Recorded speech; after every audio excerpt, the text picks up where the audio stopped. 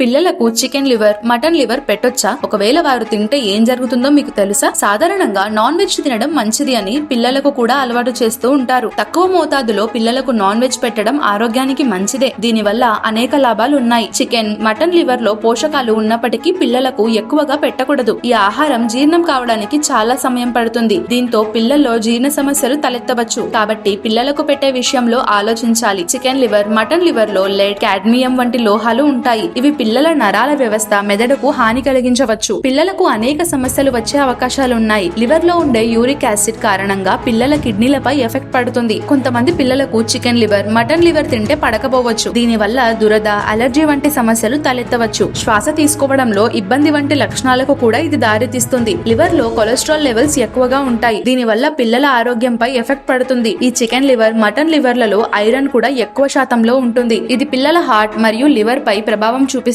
పేగు సంబంధిత సమస్యలు కూడా తలెత్తుతాయి. జ్వరం, వాంతులు, అలసట వంటి సమస్యలు కూడా రావచ్చు. ఇంతకీ మీకు లివర్ అంటే ఇష్టమా లేదా కామెంట్ చేయండి.